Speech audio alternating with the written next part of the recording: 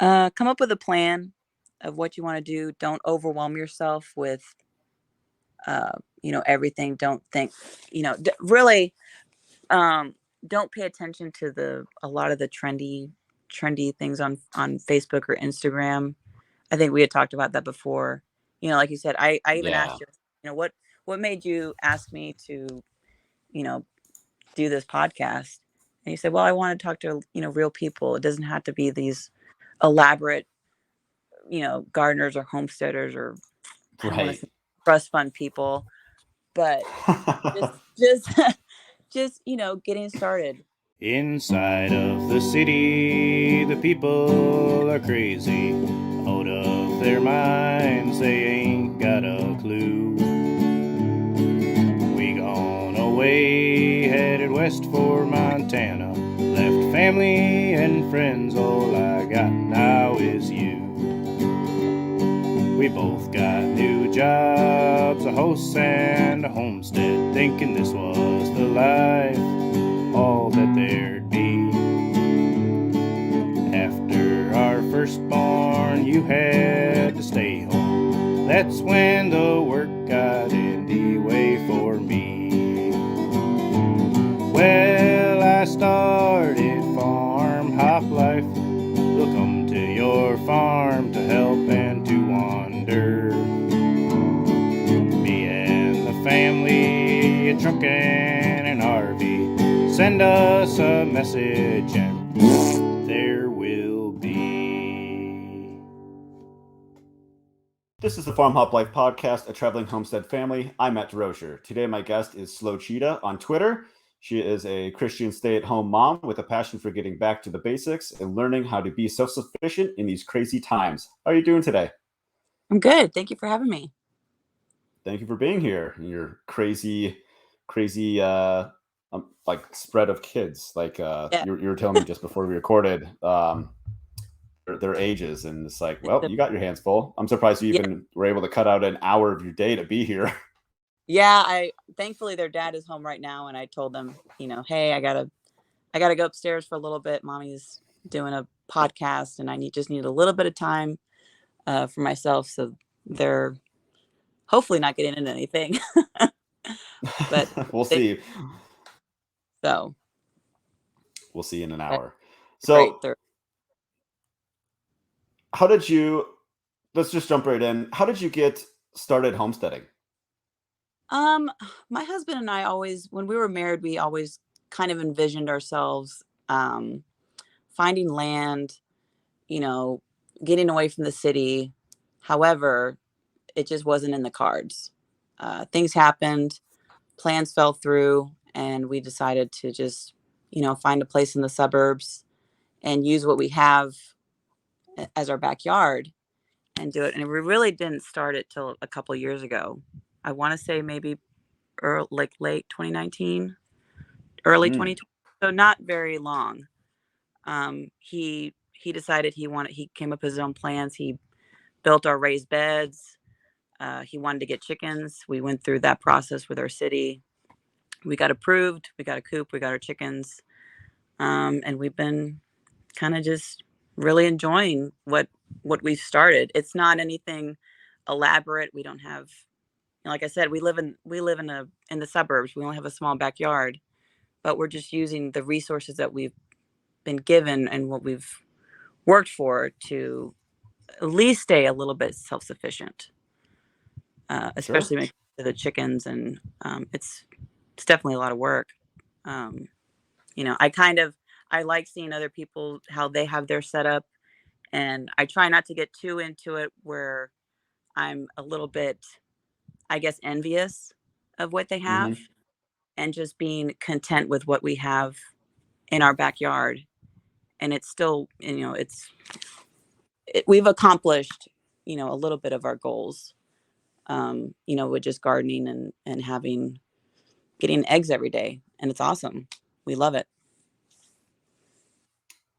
I've There's a lot of you know that mentality of oh, I want 20 acres, I want 40 acres, I want 1,000 acres to do whatever I want. But like the more acreage you have, the more it really goes to waste, to be honest. Yeah. There's a lot of people that are like on like, tenth of an acre, quarter acre, whatever, um, that really they're forced to maximize every square foot, and they're way more productive about it than a lot of people with more acreage. And Hmm. it's not necessarily a bad thing. Right. And I don't consider myself, I'm a novice with this. I Sure. don't, we've just started. We're still learning with what works best for what we plant. I mean, our first garden, we got a little careless and just planted a whole bunch of random stuff, and that's not always the best idea. Plant what you're really going to use, vegetable wise or something.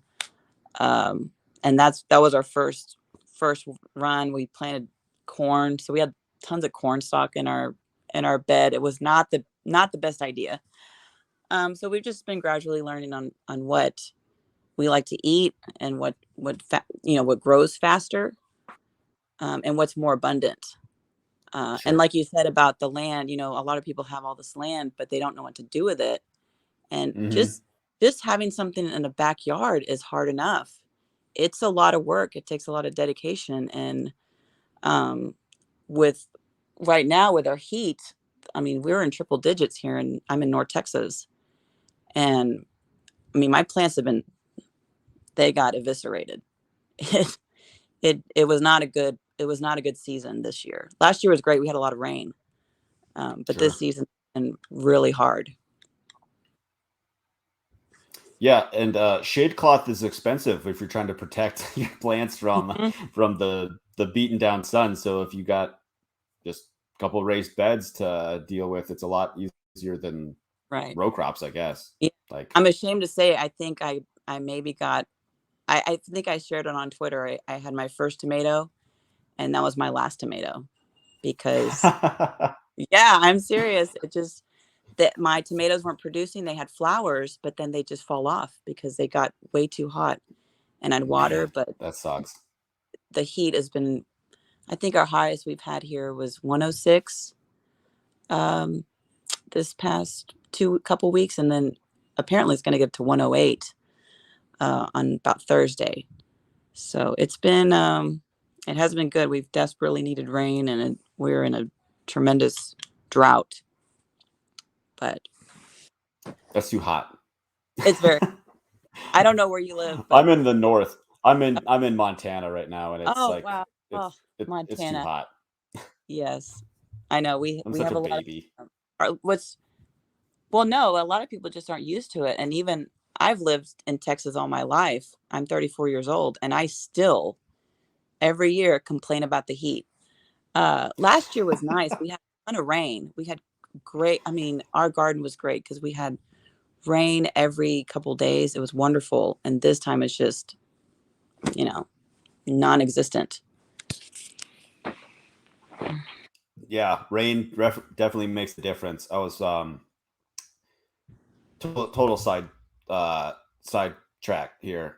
There's this YouTuber that I just came across. I don't even remember his name, but he released like a series of videos on like ranching, and like Mhm. the series starts in Texas and then he's making his way all the way up to like Montana.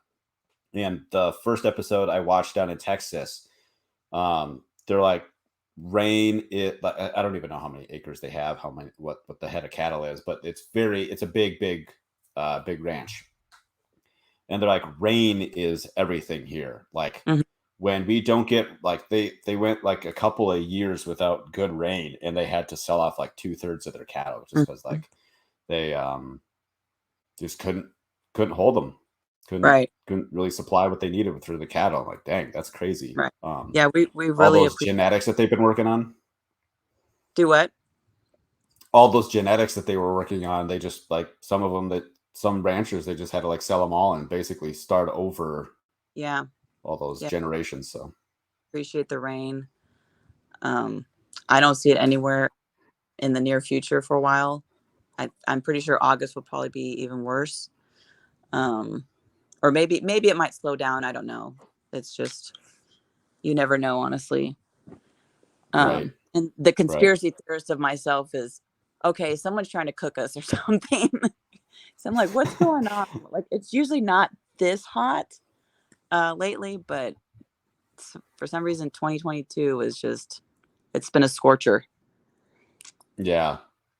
Where's that geoengineering when you need it? That's what I'm saying. You know, maybe you could Those aluminum nanoparticles and yeah, geoengineer some rain. I know they've done it in deserts before, where they haven't had rain yeah. in a desert, you know, I don't know how many years, and then they get rain all of a sudden. Who would have thought? Right. It snows in like Middle East and stuff. Right. And come on, Yeah. China, save us. They Please, they, they China. do it all the time. Come on. Yes, exactly. Yeah. Um so what made it well, wow, can't talk. What motivates you to grow your own food? Um, what motivates me is just, you know, being more self-sufficient, not having to rely on somebody else for food. Um, I enjoy planting. My kids enjoy it. It's a good teaching. Uh, you know, it's a great teaching. I can't even think of the word.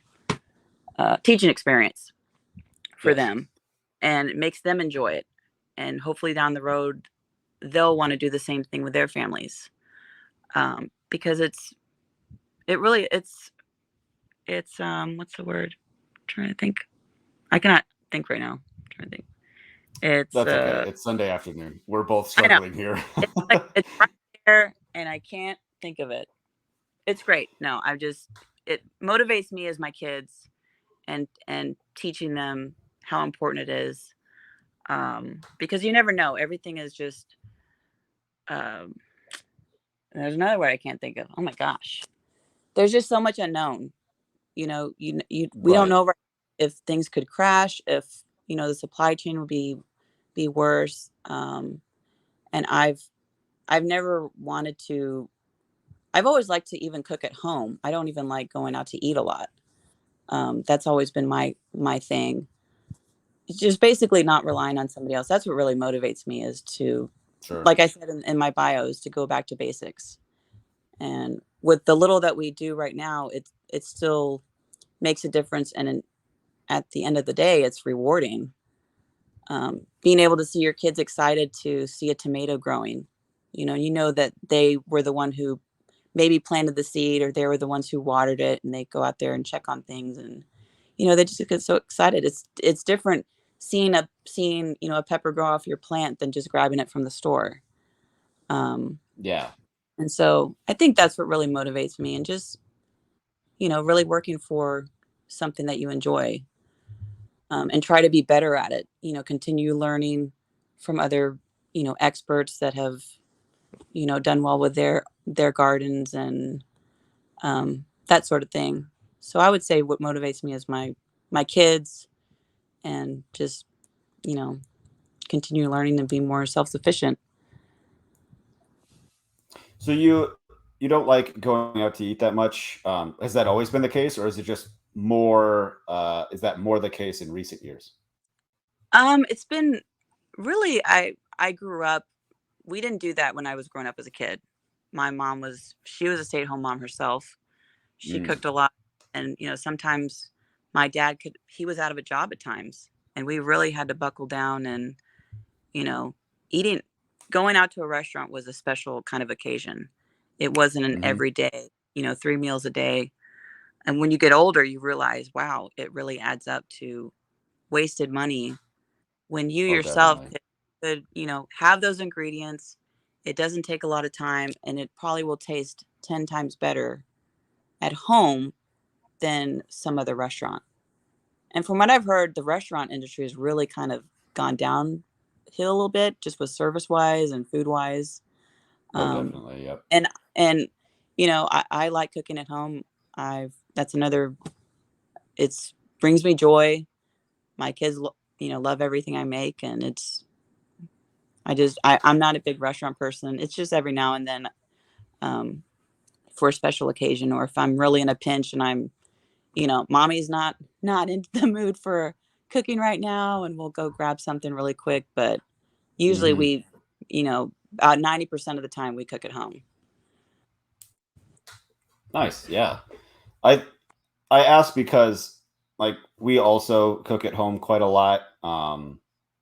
When I was growing up, maybe once a week Hmm. it wasn't out of the ordinary. We'd go out once a week, like let's say a Friday night or something, go to Chili's, and Right. um, especially I noticed in the last few years, like the quality of the food and the service and just general overall like satisfaction has definitely gone down. Like oh, I used to like eating here, but something's just different. Like it's just I don't know, just not that into it Hmm. anymore. I don't know if it's just all the things combined make it like just less enjoyable, or you're just like I just like this just doesn't taste as good anymore. And I don't know. I don't know what it is. Maybe it's not just No, one thing, I, but I think I mean, we don't go to, you know, that's not our thing to go is, a lot of people, they like to go on the weekend. That's all they do. They go out to eat, they go to a bar or whatever. And it's nice every once in a while, but not, every weekend. Because if you really put the pen to it, you could be spending a lot of money that you don't need to be spending it on. Because you got to think of, okay, you got to order this, and you got to order your drink, then you got to order then the tax, and then the tip. That all adds up, and you could have probably used that money to buy groceries, and you could have made something yourself yeah, at home, and it probably would have tasted better.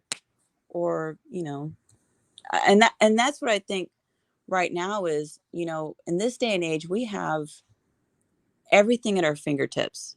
We have apps, we have recipes galore. Just you can Google it, and there's so many things that you can learn how to make that don't take a lot of time. I mean, how many cookbooks are there where you can make something in 30 minutes? 30 minutes isn't a long time.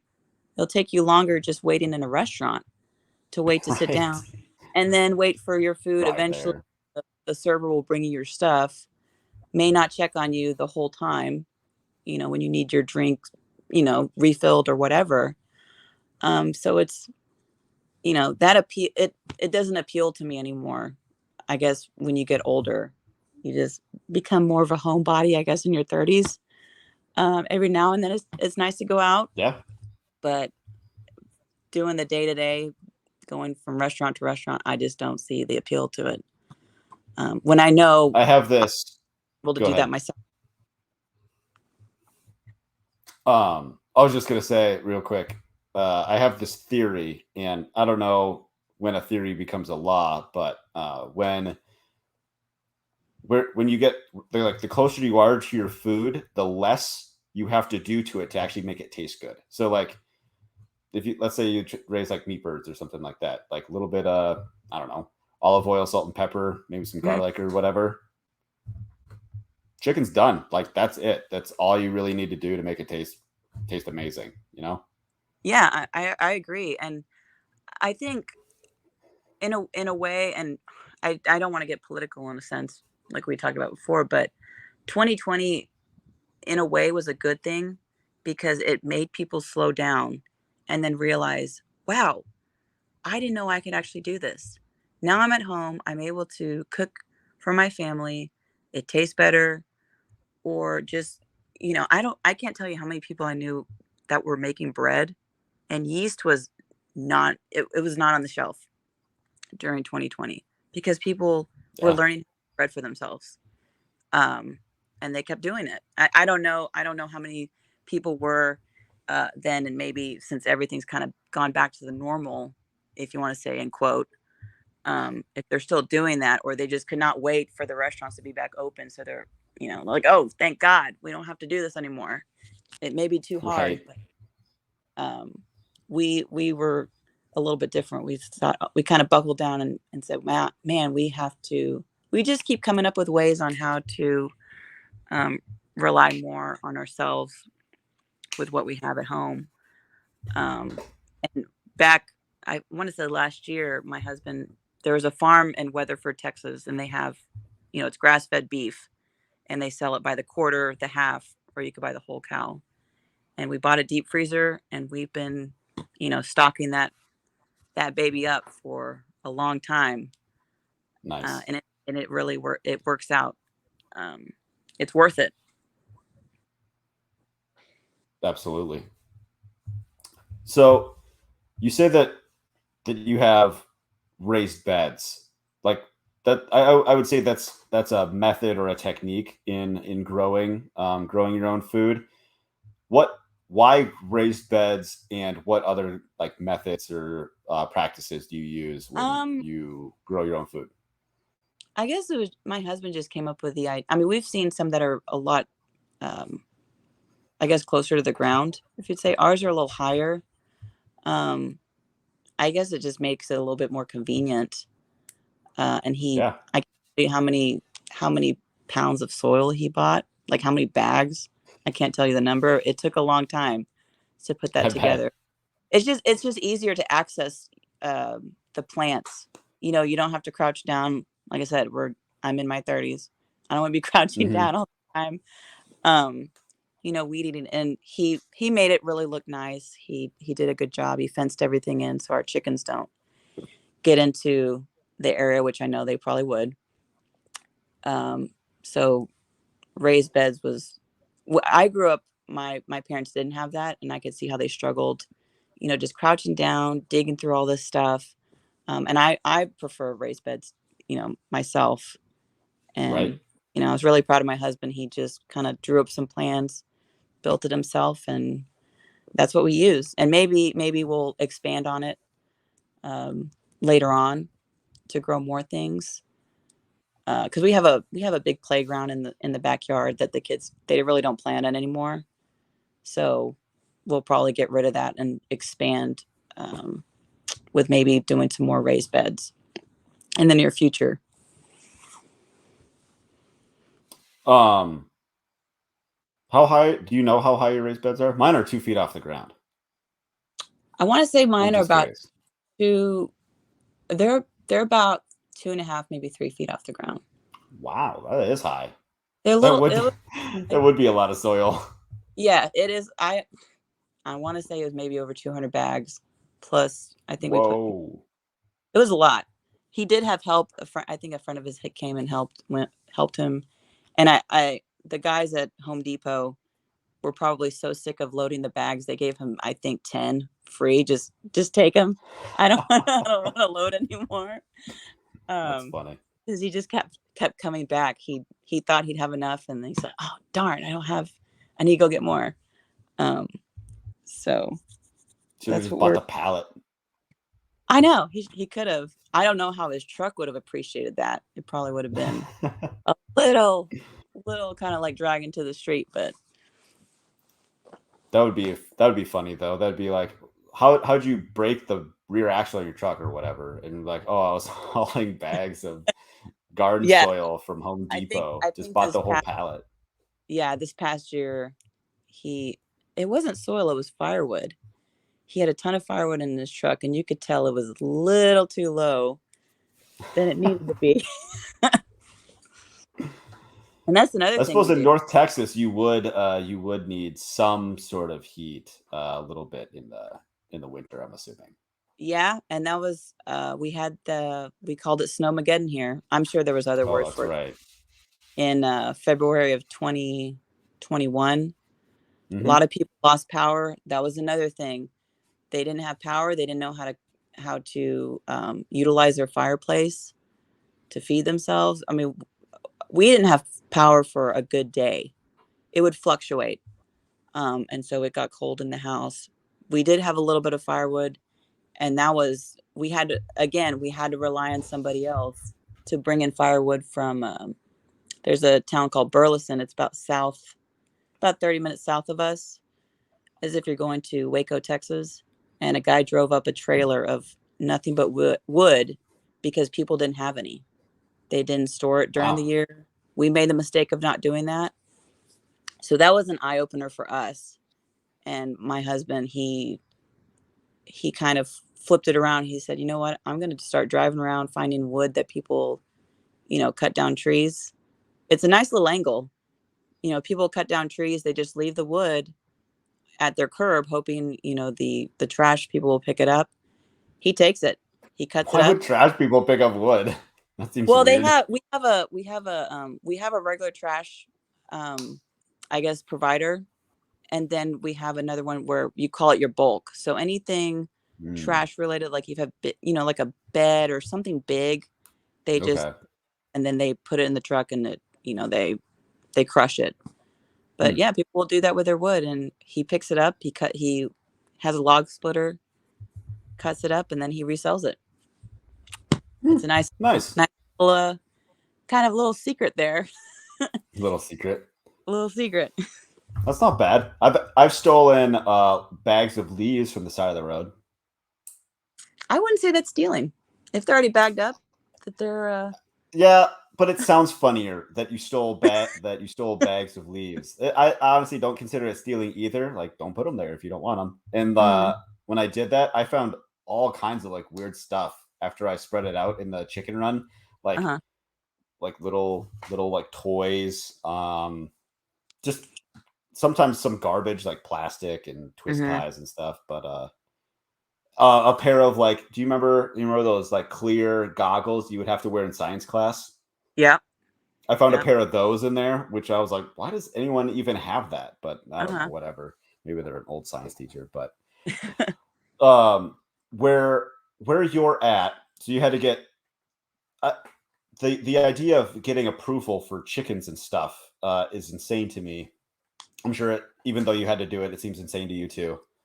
Yeah. What is that like? Well, our city didn't allow chickens, and I know people probably had them illegally, like in the city. And Illegal chickens. If they don't do anything, I mean, here's the problem with cities, and thankfully we don't live in an HOA. When my husband and I looked for a house, we said we are not living in an HOA.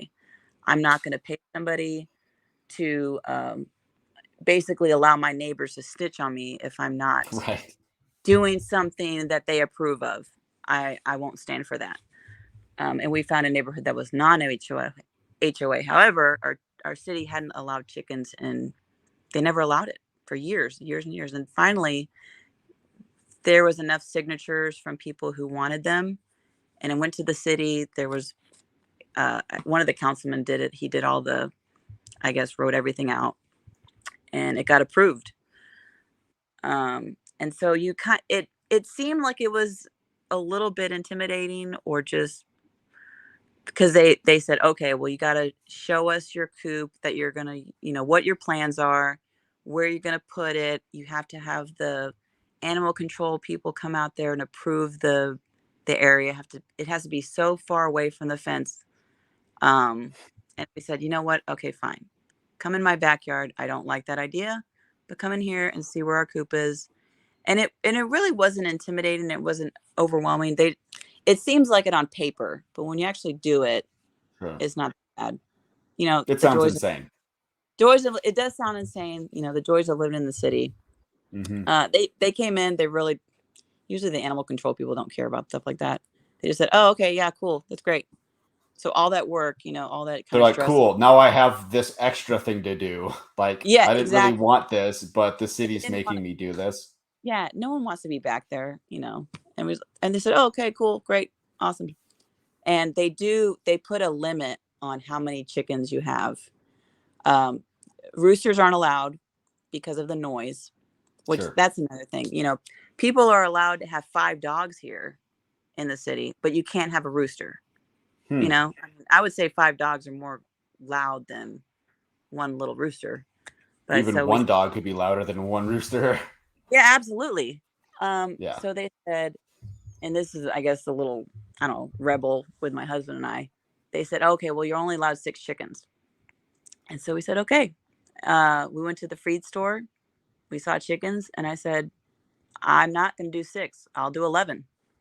And then I came back. Chicken math is real. 6 chickens equals really, not a lot. 1 chicken is, 3 to me. So I went and got 11 chicks. And then I said, you know what? I'm going back for 3 more the next day. So we have we have a gaggle of hens back there. The city hasn't come by and, seen if we have the correct amount listed in their restrictions, Sure. and no one's bothered with us. And if you have more, you're obviously going to get more eggs. And Mm-hmm. this past year with the heat, if we did the city approval of, oh, 6 chickens only, I've lost 2 already in the heat. Oh, So if geez. 6, then I'd be down to 4. And then what if another 2 died?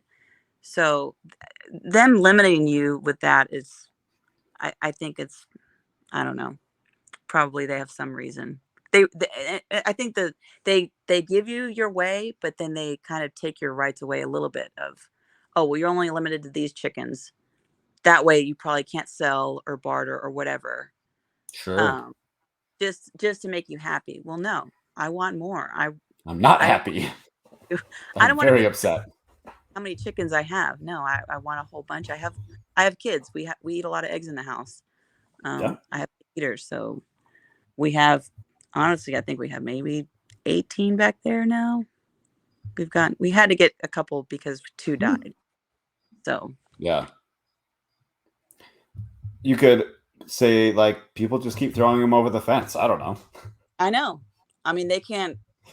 That It'd be does happen. right. It just happened. I don't know what happened. So, but I don't think they even care. Like, they don't come around and see, oh, they don't have 6 chickens in their yard. And I make sure, this is kind of what I do. I've given eggs to both my neighbors on either side, not the ones in the back, just to kind of, hey, as long as you don't say anything about the noise, because hens are noisy too. They can be. Yeah, Doesn't it? especially when they're laying, they just get Right. loud and rowdy. And, yeah, and some are just loud just to be loud for That's some. true I too. one, she just sits there at the back door and screams. I don't know why.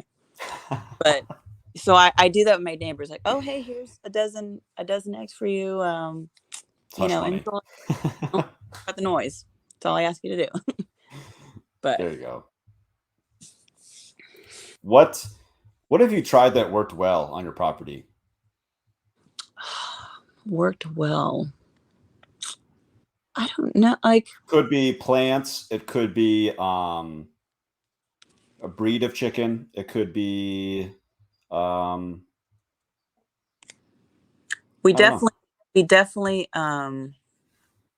we do a lot of tomatoes because those are easy to take care of, and they produce, it depends on what kind of tomato. If you get like cherry, you get a lot there. Mm-hmm. Plants that produce well and don't take a lot of maintenance. We had eggplant in the back of our bed one year, and that was not a good idea. It was a huge Mm. plant and only produced like maybe one eggplant. It was Oh. it was hard to maintain that. Um, so we decided, okay, we'll just do a few things in the bed that will make a lot of, like I said, peppers. Those are easy to take care of. Tomatoes. With our chickens, we made sure we got good egg layers. Nothing, none of these like fancy ones with, like, they're pretty to look at, but they're not good at egg laying. I They're cute, but I want a hen that will be producing at least an egg a day for me. So we got the Dominique breed, we got some production reds, and they've been very good layers Nice. for a while.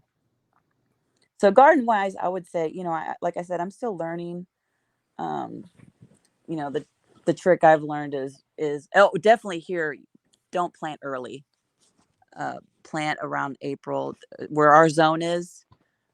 Mm-hmm. One of our mistakes was we planted early, and then the very next day we had a light freeze. Oh So no. every single plant was gone. So we had to wait another week or two to plant more. That was rough because just so much money was wasted on the plants that we had already put in the work of planting. Or I did have some seeds in the house, so we were able to transplant those little ones.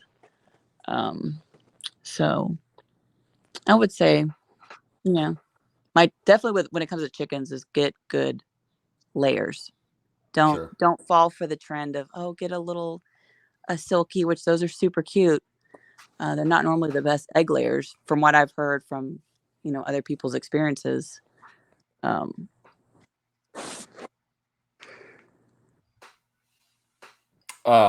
You already answered the next question before I could ask it. oh, whoops. No, that's totally fine. It's just they just work right together. Other than planting too early because of a light freeze, what else have you tried that failed or didn't work well? What was one of the plants I tried? I tried planting a lot of lettuce, and that didn't Mm-hmm. do well with the heat. Also, I got a little bit of it for enough to make a salad, and then the heat just got it. Um, Mm, so I'm and I'm also a seed hoarder. I've been hoarding seeds like no other. So this year, I'll be honest, our garden hasn't been that great because of the heat, and I've had to really shift my time from that to just keeping my chickens alive, since it's been so bad here. Um, and really learning, especially with plants and pests, like which ones kind of attract more pests around your garden. How to keep slugs away, because that's another thing that happened in our garden. It was just you just constantly learning, and it's constant fail sometimes, and you just try not to get too discouraged over it. um, and regroup for next year or next season. right. What would you say the biggest challenge in homesteading is that you faced? um, Is it the HOA or something else? I think the biggest Or no, sorry, not the HOA, the city. I apologize. well, the city, they don't there's no sort of restrictions on gardens. In the past, you've heard where, if the government wasn't going to allow you to have a garden. I think that was a long time ago, but people still do it. And there's no reason for them to tell you what you can and can't do in your backyard. If you want to have a garden, build it.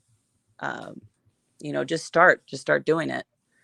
With the chickens, it was different, I guess, because they're animals, or they're farm animals. But with a garden, you know I know, even if you have an apartment, just get some pots from Home Depot and plant a tomato plant or blueberry or something.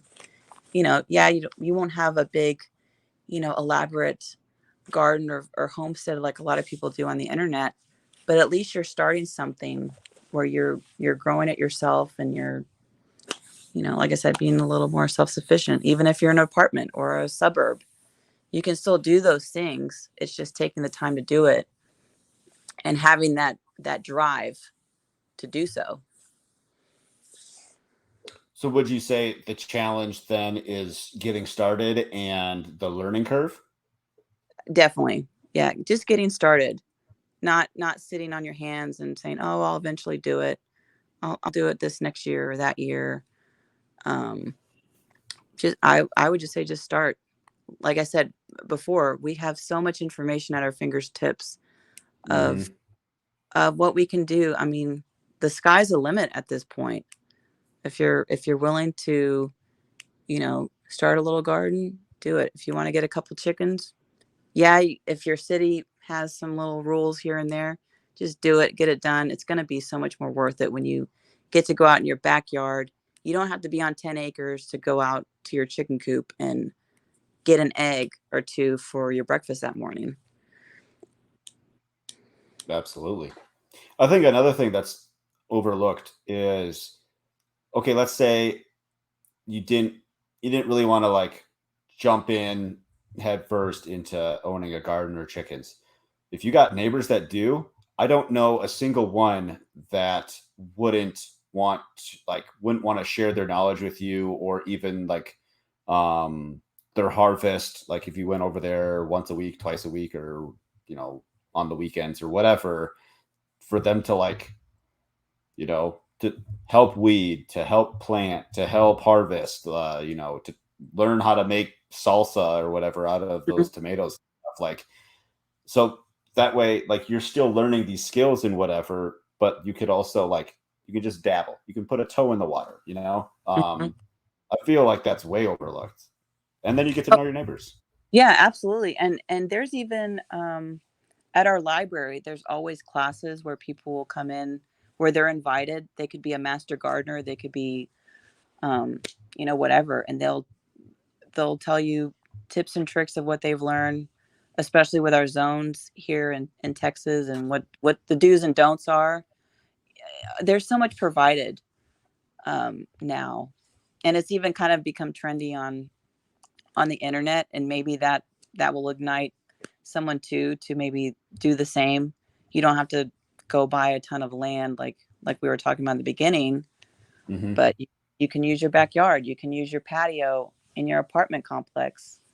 um, there's just so much, and like you said before, with people willing to give advice, absolutely. I hope nobody kind of holds their knowledge in when they could just share it with somebody else who's willing to learn and want to do these things for themselves and their family. Yeah. What would you say the best part about homesteading is? Uh, just being outside, going That's outside pretty great. on your checking on your plants, um, being out in nature. Yeah, I'm in a little backyard, but I enjoy it. I enjoy going out there and watering and checking on my chickens. And I said before, with my kids, sometimes they'll even beat me to it when we've had a successful garden, not that's Mm-hmm. gotten annihilated by the sun, but they've even beat me to go pick something, green bean or tomatoes, something. Uh, and so it really is, it's a joy. I like doing that. A lot of things, that's why I find joy is doing stuff like this, not, I guess, whatever new thing is out there in the modern world. I don't know. I guess I'm an old soul in a way. I mean, you wouldn't be going back to basics if you didn't enjoy those parts of it, right? Right. Yeah, and there's always something new to learn. I've learned how to make my own bread. Eventually I'd like to learn canning when I do have a good harvest. Right. Um, garden. I've been looking into that and seeing what kind of supplies I need.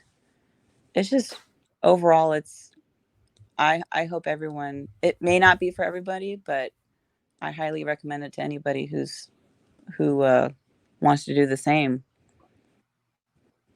So I'm not into sports games or that kind of, I guess, trendy stuff that's out there. I'm more not a homebody, but I like taking care of my home. I'm a stay-at-home mom. I That's my job, is Yeah. to you know be at home, cook good meals for my kids, healthy meals. Um, all of that is kind of comes in a big package, and it's a responsibility. It's not always fun sometimes, but I still do it every day because that's what I'm called to do. Was that a difficult decision to shift? I'm assuming. How did you? What was the transition from whatever you were doing? Like, did you go to college or did you skip college and you were just in the workforce and then got When I married and had graduated, kids and then when I graduated, I decided to work instead of go to college for a little bit. I sure? was a server. I was in the restaurant industry, and I Hmm. saved and I saved and I saved a lot of money. I squandered a lot too, but I did save, which eventually when I was able to, I never finished college. It just wasn't, I really wasn't into it. I didn't Sure. know Yeah. what I wanted to be. And then I got, married and had kids. My husband basically said, I'd rather you just be at home. I'll go out there and be the one providing financially, but I'd really want you to stay at home with the kids. And that's what I did. And the money that I saved and when I worked when I was 18, 19 years old, I was able to put a little bit of down payment on our house, on a car, Nice. And so I'm grateful for that. I'm grateful that my parents had given me the option. Okay, we can go to college, but you got to pay for it yourself, so you can work too and pay for your classes. And I decided to work and just save a lot of money, and it worked out in the long run. Yeah. So, Were you and I was always a mom too. I always wanted to do that. I didn't see myself in a career either.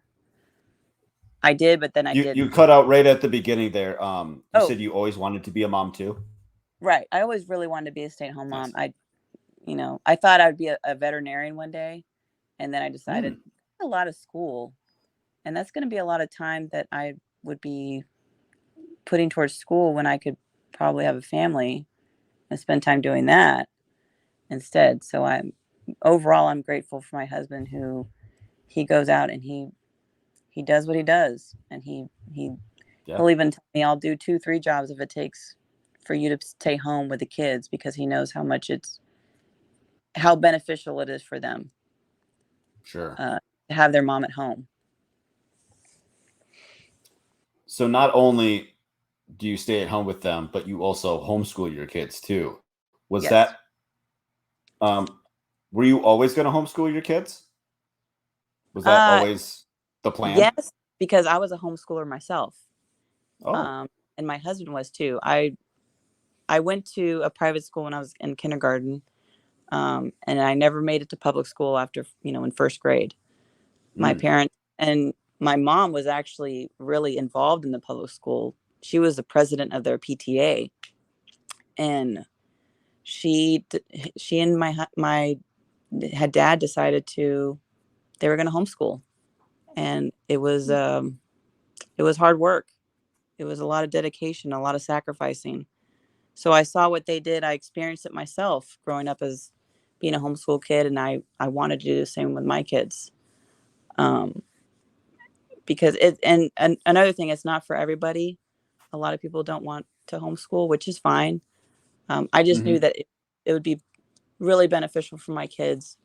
And I knew I was qualified to do it. You don't have, if you're a mom and maybe you're stay at home, you don't have to be a qualified teacher to teach your little ones to read or to write. You can do that yourself. It take a lot, take a lot of time and sacrifice? Absolutely. But I'm willing to do that too. Do you have a method or formula or anything like that for your homeschooling your kids? Not necessarily. I'm not a big proponent on buying a those really expensive curriculums that are out there, because it could be it could work, or it could be a big waste of money. And here in Texas is one of the most lenient states with Mhm. homeschooling. You basically can do you don't have to show your curriculum to whoever a school to approve you to be a homeschooler. You don't have to be under an umbrella school in some certain states. You can pretty much do, as long as it's reading, writing, arithmetic, and then good citizenship, and then you can supplement with other things. Um, and that's how I do it. And my kids are young. My oldest daughter, she my mom really helps halfway with her stuff. She will Oh, do some stuff nice. with her. Yeah, and I'm grateful that she is willing to do that.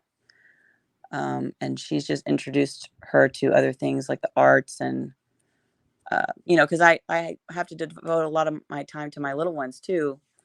And so it's nice that we are able to trade off with my older daughter. But I really don't have I find books on either a Christian book site, find these that will work for them, and what their strengths are and what their weaknesses are, and how you devote your time to that. Yeah, it's always very is it difficult trying to figure out what works best for each child? Because I can see how, like, let's say your oldest daughter, learned a specific subject a specific way, like this worked really well for her, and then the next one not so much, need to tweak it or go like a completely different way, and then the ones after that completely different as well. Is that difficult to kind of navigate and figure out? It is, but you actually notice it pretty quickly. You can Okay. tell which child likes reading more and which child maybe not. Maybe they need a little bit more work on that.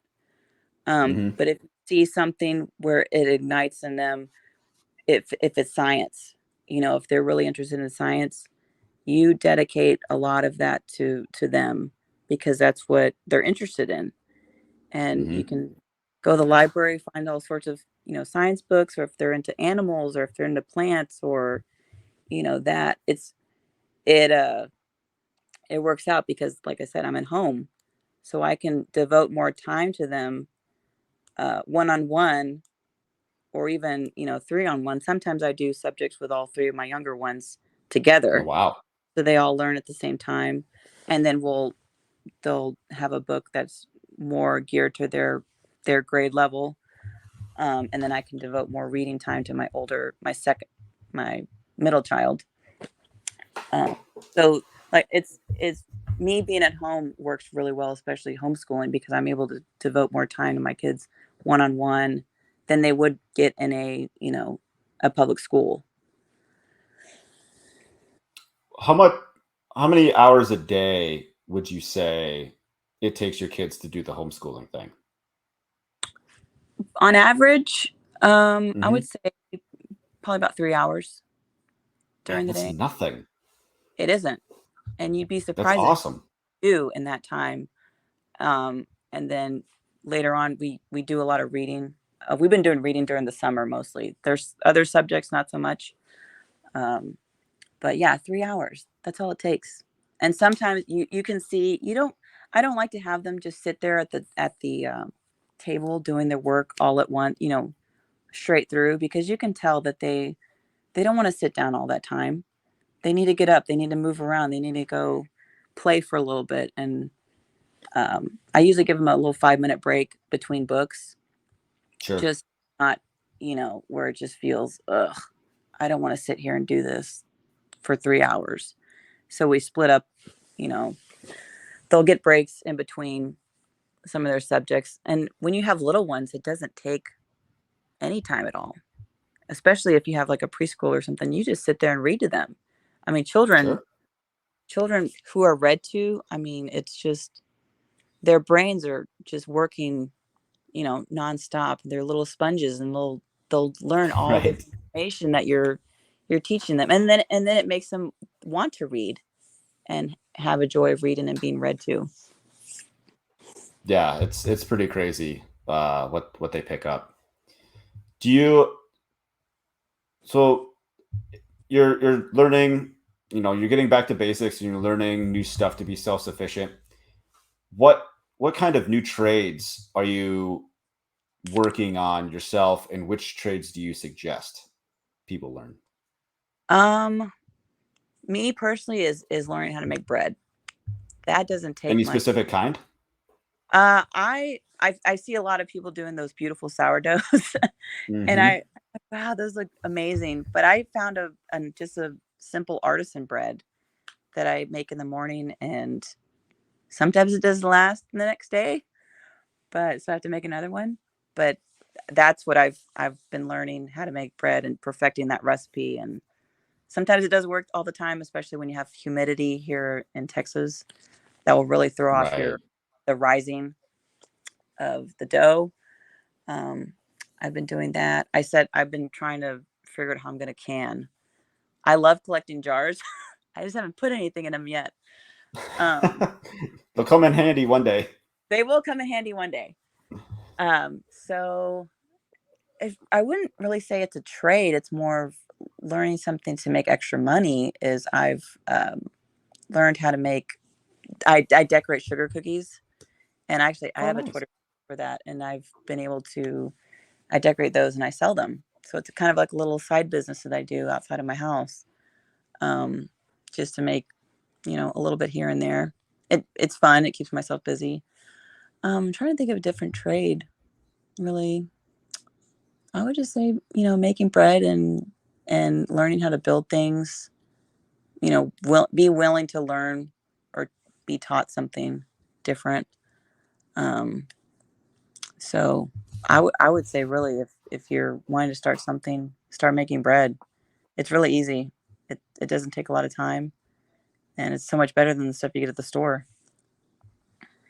How far do you take it? Like, are you grinding your own like wheat or No, whatever? I'm not there yet, and I did find a Okay, little a little. I guess it's a mill that you could get. It's an investment, but where you could actually like grind up your own, wheat to make your own flour. I'm looking at it. I'm been lusting over that thing, um, but I'm just not willing to pull the trigger yet and get it just yet. So I'm just using sure, standard all-purpose flour, and it's gotcha. definitely ingredients of what you see on the back of a bread at the store. I mean, my goodness, I can't read half the stuff that's you Right, know on those packages. So definitely. like I said, with a trade, that's kind of a hard question. I've just you know I don't know. I would like to learn how to actually do carpentry and stuff. Build more things. Hmm. My husband's more into that, but yeah, I guess I'm I would. seeing a lot more female, whether like it be like on Twitter or YouTube or TikTok or Instagram or any of them. Like, there's a lot of female like profiles out there that are doing just that. Whether it be carpentry or plumbing or just like fixing basic stuff. Like, it's Mhm. becoming way, way more popular. Yeah, and you And I think can that's good. right, and there's so many videos on YouTube. Even it doesn't have to really pertain to homesteading, but just working on your car, learning how to do. Yeah. It's all there. So where you don't have to rely on somebody else, have to pay them a couple $100 to, you know, fix this in your house, or, fix a toilet, or, whatever. You can do it. You can do it yourself. Yeah. Um, what would you tell people that want to get started? Come up with a plan of what you want to do. Don't overwhelm yourself with, everything. Don't think, really, um, don't pay attention to a lot of the trendy things on Facebook or Instagram. I think we had talked about that before. Like you said, I even Yeah. asked you, what made you ask me to, you know, do this podcast? And you said, well, I want to talk to, real people. It doesn't have to be these elaborate, gardeners or homesteaders, or I don't want to Right. say trust fund people, but just just, getting started, coming up with a plan, learning the zone that you're in, with what to plant during this, whatever month, and just doing it. And you'll find yourself, loving something that you never thought you would before, and probably telling yourself, "Wow, why didn't I start this sooner?" Um, but it's never too late to start, I guess. So I It's would say never that too late. Yeah. it No, really that's isn't. good.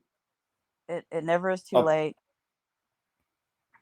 I haven't heard the answer of coming up with a plan before. Not that I remember. But that's a good one because it's, at least for me anyways, it's very haphazard. Like, oh, I think I'm gonna put the chicken coop over there. All right, cool. And then, like, a couple of months go by. I think I'm gonna do a couple garden beds over there. And then, like, well, now the chicken coop's in the way of what I want to do next. And then, like, Mhm. those garden beds don't work there anymore. Like, it gets shaded by the house. Damn it. Yeah. I Like, think that I was think bad. another That was a bad idea. right. I think another thing is just, um, you know, have that idea that you may fail, one year, and don't get discouraged by that. Nothing's absolute sometimes, especially with a garden.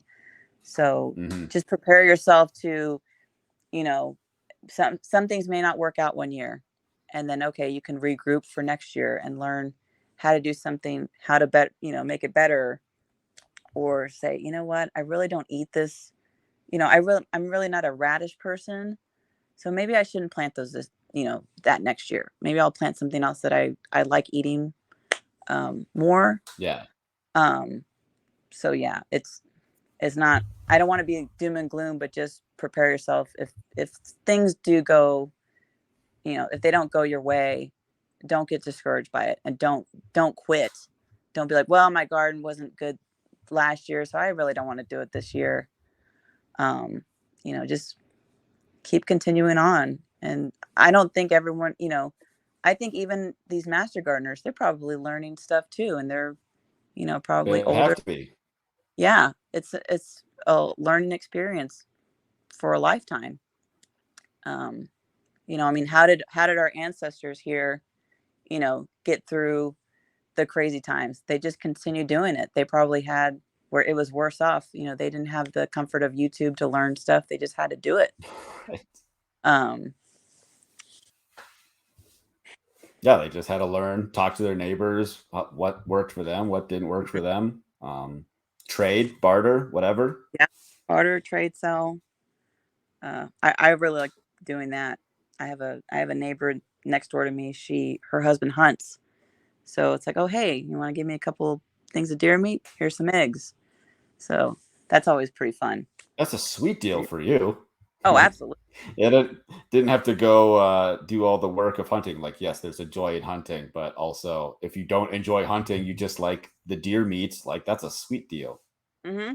Yeah, I provide them with eggs, and they're, oh yeah, we got some deer meat. We haven't because it's only them. They don't have any children. It's just a couple, and Sure. he has bird dogs, and he goes and hunts and brings back a whole elk or something. And so she's like, hey, we Nice. don't have this deer meat, so you can have it. That would be a little bit for two people, especially if you get more than one or something. But Right. Yeah, I somehow get the better end of the deal, but she's right. fine with it. Like, I don't Hey, care. whatever. Yeah, Yeah, whatever. that's great.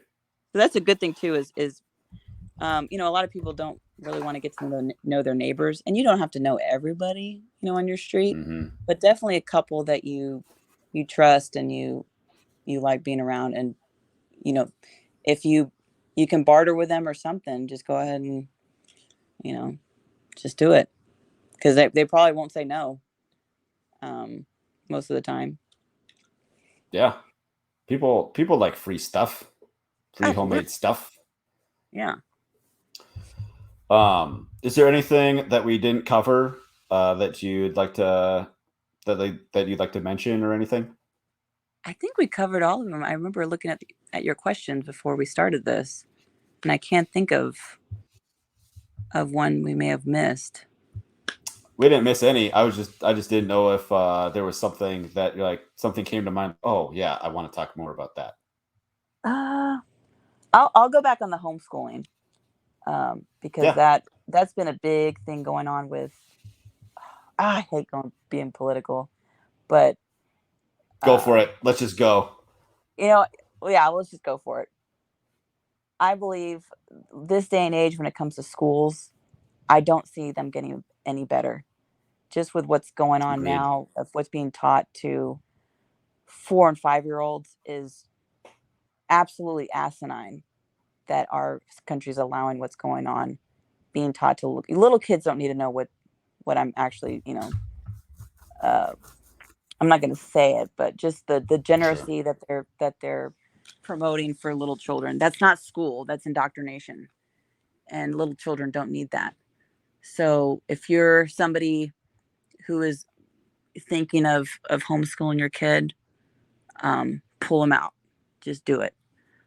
If you're in a different state, if they have some sort of restrictions, see what they are. Find groups of moms that are in that state who are homeschool, and learn how they're doing things, because I don't see it getting any better, school wise, for little children. And they're going to be the next generation. If their little minds are destroyed by what they're learning in public school, then we're going to be doomed. So that's why I've Definitely. do that in my house. So I would, it's not to encourage it's yes, encourage people to do homesteading, but also if you're interested in homeschooling, the sky's the limit with that. There are so many resources where you could. I have friends on Twitter that love to give advice on that. So, Yes. And when man, it's actually pretty sad that more parents like don't take more like control over their like children's like education, because if you if you knew what your kids are being taught, and like we don't even have to go to the extreme of like degeneracy or whatever, deviancy, whatever, like there's gonna be something in the school that you're not okay with. mhm. And like it doesn't even have to be that big of a thing. You can just be like, I don't like that. That makes me uncomfortable. I'd rather my kid not know that, or they don't need to know that, or why are they wasting their time? Like, oh, I don't want my kid to be stuck inside for 8.5 hours and they get half an hour outside and then back inside. Um, and like, you should take control of your kids' education 100%. Um, there's got to Yeah, be something that bugs you about that system. Like you know, it's awful. It's an awful system, top to it it bottom. really it really is. It's the what the term is you're told, oh, homeschooling is the experiment. No, it's not. Homeschooling was a norm. Public Mhm. school is the experiment, and it's designed for a certain purpose. It's not to educate; it's to indoctrinate children.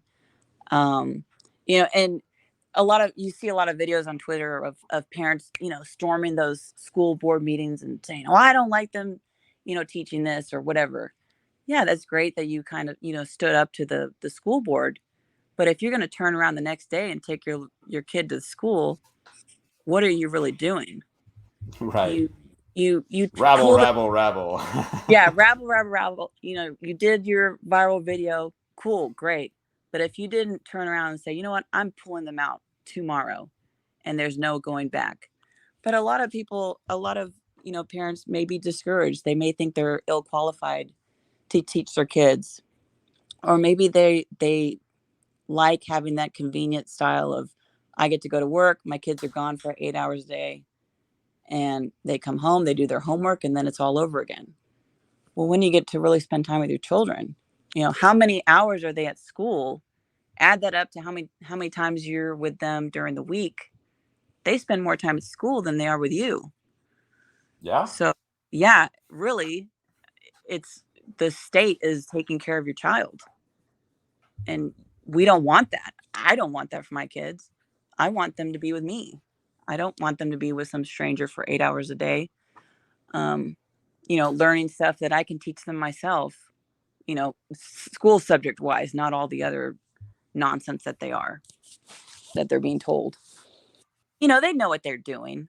That it's all Hmm. been for a purpose to do this to little kids. It's been from the very get go. Um, and in a way, get back to basics to teaching your child. It doesn't take much. If you're able to, and that's another thing, and it might be a little controversial, but with working moms, if you're if you're working, you're spending a lot of money just with childcare already. Let's say if you have a little one that goes to daycare, that's a good maybe $1,000 maybe a week, maybe more. Yeah. So that could be something you're saving. If you left the workforce, you'd be saving a lot of money, and you'd be able to be at home with your kid, teaching them yourself. That's how we did Uh, it. yeah, that's awesome. That's the way to do it, because I just like I said, it's maybe controversial. Maybe a lot of friends would be like, "Well, why are you saying that?" Well, it's just the truth. A mom should be at home with their kids. The mom is a nurturer, especially with the children. She nurtures the kids. The woman is more. We're supposed to be more gentle, and so, and it's another you're called to biblically to be at home with your kids. It doesn't say anywhere in the Sure. Bible, oh yeah, have this person teach your kids. No, it says parents teach your children. Right. all over Proverbs. And a lot of people, they don't want to give up their, I guess their extra, what is it called? It's another word that's like on the tip of my tongue and I can't say it. They just don't want to do the They same. want their time to themselves, and Right. Yeah, they yeah, don't want to sacrifice anything. They like their luxury. There it is. They like their yeah, luxury of if it all comes down to maybe sell that fancy car, maybe cut that cable out and save money. And another thing, another excuse that you hear is, oh well, you are it takes a lot of money to homeschool a kid. No, it doesn't. It doesn't. They say, oh well, you have to be privileged in order to homeschool your kid. No, the majority of homeschoolers, they're on a one income, yet they still do yep, it. So it's sacrifice. I'm being a little redundant, but it takes a lot of sacrifice. I experienced it with my parents, and they buckled down, and they saw the benefit it was for us, for it would be in the long run, then we'd be at school. Was it hard? Yeah, it was really hard for them. Sometimes my mom cried because it was a lot of work. Sometimes we weren't the most ruly children. We, we had our rebellious streak sometimes with, I don't want to do this. And I thought right. she'd give up sometimes, and she didn't. She was a pioneer. She just went all the way. And here she is turned around and she's helping me with my kids, teaching them. Because kids are an investment. Like they're the biggest investment you will ever make, and they will give you the greatest return on investment if you do it right. Because if you just put in no investment, like you just turn your kids over to the state for their education, you're going to get a poor return on investment. Like it's a weird way to look at it, but honestly, like it's it's a way, it is a way to look at it. Like if you like put more time into educating your kids yourself, they're like almost guaranteed to come out better on the other side. Like there's really no other way but up than the government school system. So Mm-hmm. Yeah. Children aren't like little puppy dogs that you can, they're not pets. They're your children are your legacy. And so mhm. they're going to be paving the way of whatever legacy you left behind with how you raised your kids. And that's how generations turn out to be good or bad. So, and that's the thing. They don't realize that, your child deserves the best. And I Mhm. understand it may not be in the cards with homeschooling at the time, but just, I mean, I just don't see the idea of having to deprogram your kid from what they learn at school when they come home. Um, I just couldn't see myself doing that. And like you said, they really are an investment. They're your legacy, so devote more time to them because, you know, and little children, they need to have their innocence. Um, Right. they don't need to grow up so fast and learning things they don't need to know. Children are children. They're a gift from God, and they're blessings. They're not burdens. That's another kind of trendy thing you see on the Instagram or whatever, of how these mothers are just so thankful that they're getting rid of their kids after the summer, or the It's wine kind of moms. disgusting. It is disgusting. It's just getting worse. And you really think about that about your kids. Are you that much of a you know awful human being to think that of your children, that you're just so ready to get rid of them, you know, for whatever you're going to be doing all day long. I don't know, getting drunk on wine or whatever. Yeah. That's another thing. These wine moms just, it's really disgusting. And, uh, it's the joys of seeing the internet sometimes, and all the trash that comes up from Hmm. it. If you spent more time with your kids, you might actually like them. Absolutely. Yeah. Maybe you'll learn something from them and how much they want to be around you. I mean, every child wants to be around their Yeah. kid and their parents. Maybe, I don't know. I don't have teenagers yet. I'm enjoying them being young right now. Mm-hmm. So, but yeah, they Yeah. really are My joy. my wife gets upset that my son, he's just over 2. He's like, he's too big. He's too big. Like it doesn't even feel like he's 2. Like it feels like the last like 2 years just flew by. And Yeah.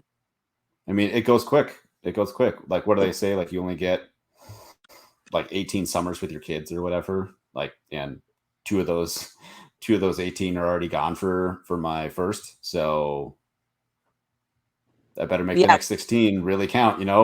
When you really hear that, that is an eye opener, It's a gut punch. because Yeah. that is a gut punch. And then you think about, dang, have I done enough with them?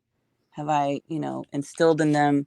And especially a Christian parent, you know, my main job is, yes, we homeschool. I don't want my kids to be little geniuses where they go around, they can run circles around a public schooler. I want my kids to love Jesus and share about Jesus and be good human beings out in the world. Because that's what a parent is supposed to do: raise Mm-hmm. responsible um, adults when they are older, and being a good person in society. But at really to instill in them biblical values, love the Lord, like it says in the Bible, love the Lord your God with all the heart, soul, and mind. That's what my main goal is for my children: getting them in a good church, where they're learning about Him, reading His Word, hearing that at home, seeing their parents read the Bible to them. Um, that is more important than the other things. First and foremost is Right. that. The other thing I was going to say about, putting time in with your kids, the the investment aspect, I kind of wanted to clarify a little bit. It's not so much like investment, like, okay, I put all this time into you, now you have to do something for me. It's more like we're or I think a lot of people get it wrong, is that they work really hard and save up all this money to basically just give their kids money, and hopefully that money will solve any issues that come down the road for the kids. Now, money helps out a lot for sure. Not gonna lie about that. But when your kids can't do anything, like they have no skills, Mm-hmm. money doesn't fix no skills. Like, Mm-mm. if I do it right, if I give my kids knowledge and skills, they're gonna be fine. There's gonna be struggles, but everyone goes through struggles. Yeah. They're not gonna need me anymore. That if I set them up for success in that way, like anything that they get themselves into, they can get themselves out, and they won't need money to do it. Mm-hmm. If they No. if they made their money through their skills and knowledge, and they can buy their way out of whatever, well, then that's different, because they had the money or the skills and knowledge to get there. So No, I absolutely agree. Yeah, money doesn't solve everything. It's not always absolute. I've heard that too, where a lot of girls, they don't want to marry somebody unless he has a lot of money. Well, what about the vows of for richer or poorer? You're never right. gonna, you're not always gonna have that wealth. I guess if you're going towards that, things aren't Hmm. absolute. Happen. Your husband may lose his job, so you're not going to have that income all the time, and you got to really buckle down and figure out how to live a certain way. It may not be, like I said, your luxuries will most likely be gone. So it's a learning curve of that too, with finances. It's Hmm. not always going to be a set. Oh yeah, we'll make 6 figures every year. You don't know that down the road. You may not. That happened to us one time. My husband had a great job.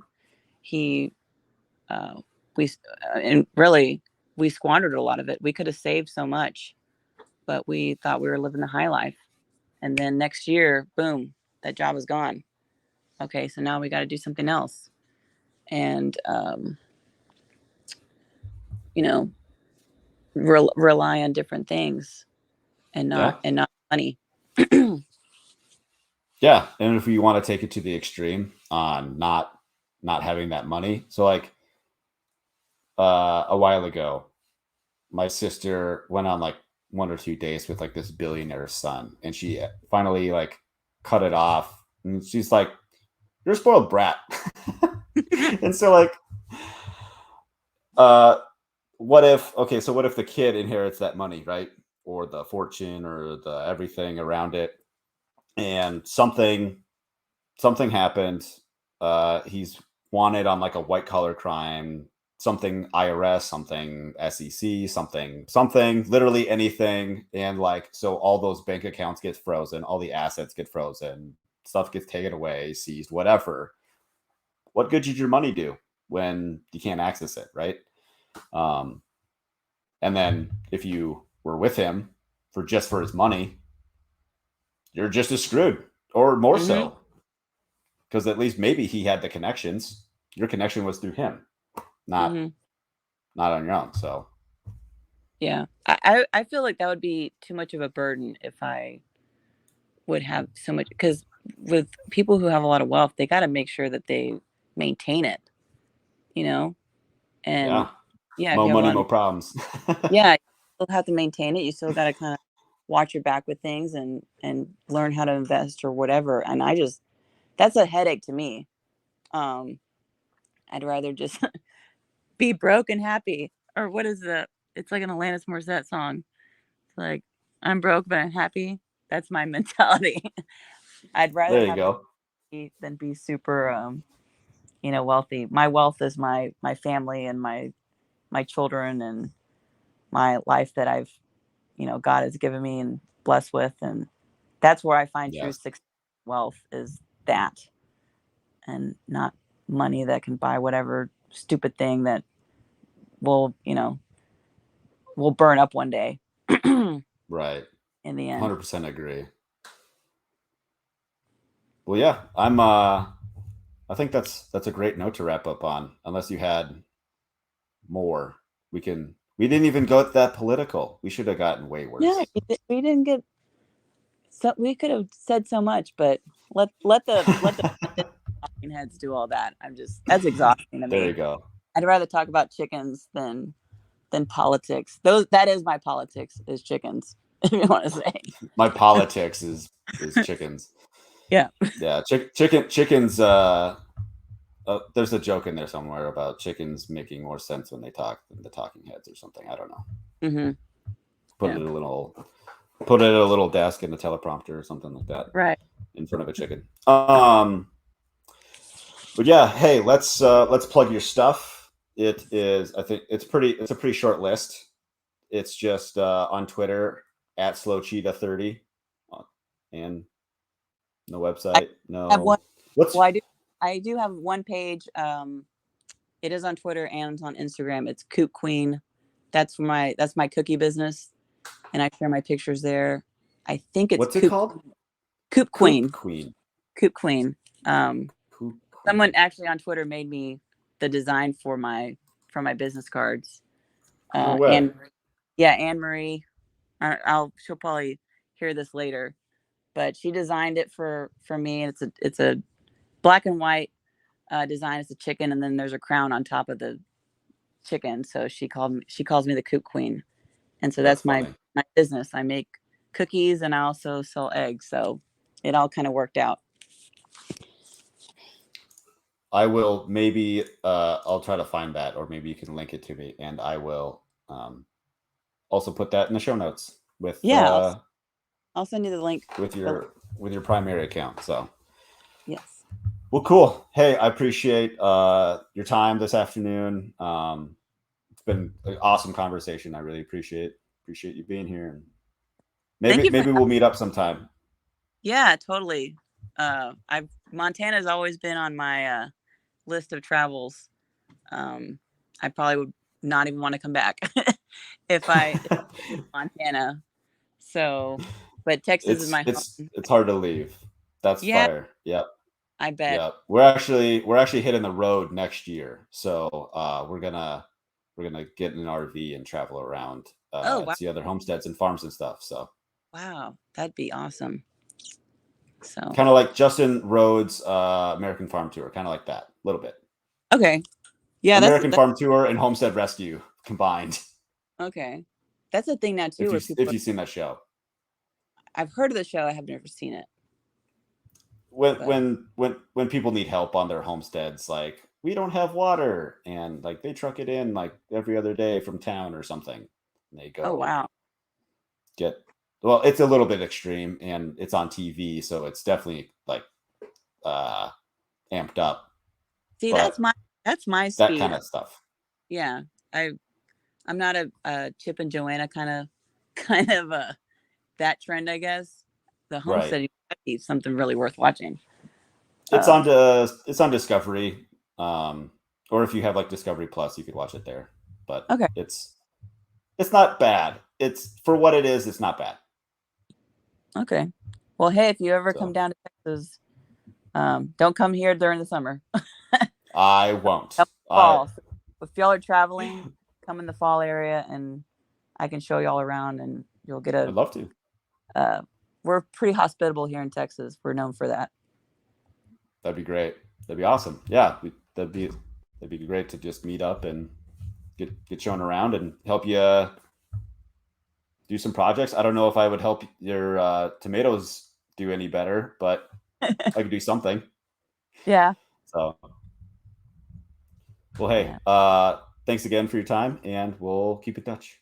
Yeah. Thanks for having me. Appreciate it. Thank you. We'll see you. All right. Great conversation. Great conversation with Slow Cheetah. She's clearly passionate about her family, her children, and her faith. It's so good to hear more people turning to the basic skills and wanting to know how to do more on their own. Thanks for watching, everyone. Leave a comment, like, subscribe, and most importantly, share this video. You could be listening on Fountain.fm podcast player. It's got a great back end on, gifting and boosting people Satoshis and, giving podcasters value for value. It's great. You should check it out. You'd probably like it better than your current podcast player. You can check out our website, FarmHopLife.com. You can sign up for our email list or Telegram channel there to be notified when new videos, interviews, and podcasts are available. We are on YouTube, Twitter, Instagram, TikTok, MeWe, and Float. You send me a message at farmhoplife.com/contact or send me an email anytime, matt@farmhoplife.com. Just give me some feedback. Tell me how I did. Tell me I sucked. I don't care.